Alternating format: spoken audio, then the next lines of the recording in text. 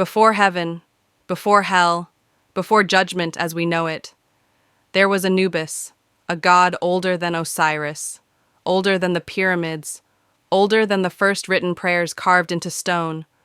While other gods ruled the sky or the earth, Anubis ruled something far more terrifying. What comes after death? To the ancient Egyptians, dying was not the end. It was a journey, and Anubis was the one who decided whether you reached eternity or vanished forever. In the earliest days of Egypt, Anubis was not a minor god. He was the god of the dead. Long before Osiris became lord of the underworld, it was Anubis who guarded tombs, watched over graves, and protected the dead from destruction. The desert itself was his domain. That is why he was given the head of a jackal. Jackals roamed burial grounds at night, digging into shallow graves. To the Egyptians, this was no coincidence. They believed Anubis took that form to command the beasts of decay, not to destroy the dead, but to protect them. Where jackals prowled, Anubis was watching, silent, patient, unavoidable.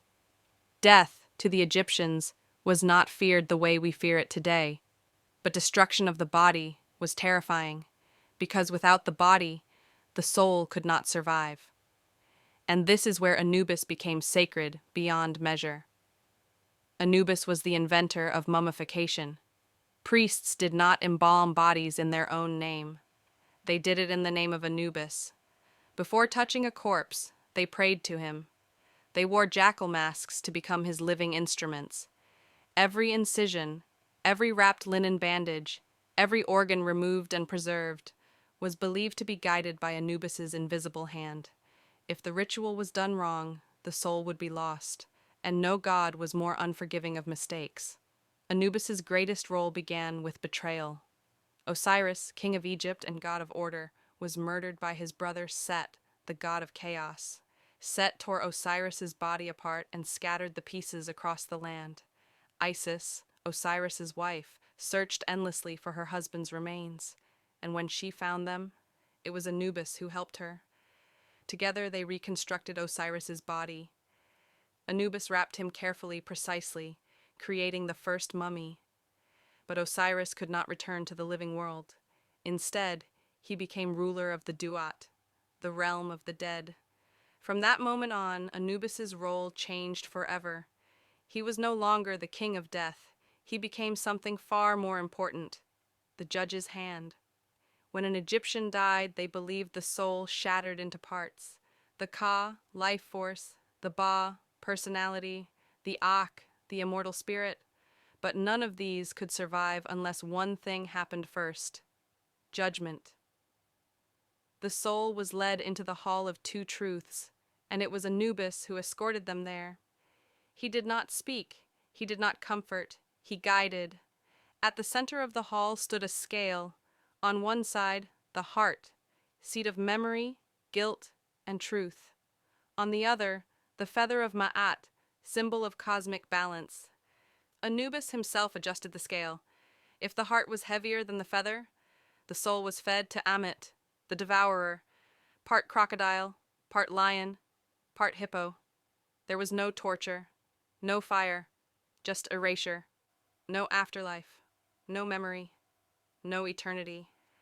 But if the heart balanced perfectly, Anubis stepped aside, and the soul passed into paradise. Anubis was not cruel, but he was incorruptible. You could bribe kings, you could deceive priests, you could even fool other gods. But Anubis saw truth directly in the heart. That is why Egyptians lived by strict moral codes. They believed every lie, every betrayal, every act of cruelty added weight to the heart. And Anubis would notice. He was not the god who punished you. He was the god who allowed the punishment to happen. As centuries passed, Osiris became more prominent. Anubis faded from center stage. But he never vanished. Even when Greece ruled Egypt, even when Rome conquered it, even when new religions rose, Anubis remained carved into tombs, painted on coffins, whispered in funerary prayers. Because no matter who ruled the living world, death never stopped needing a guide. Today, Anubis still stands, not as a statue, not as a god worshipped in temples, but as an idea humanity has never escaped, that death is not chaos, but judgment, that something waits beyond the final breath, and that when the time comes, someone will be there to weigh your heart. If Anubis judged the modern world today, how heavy do you think our hearts would be?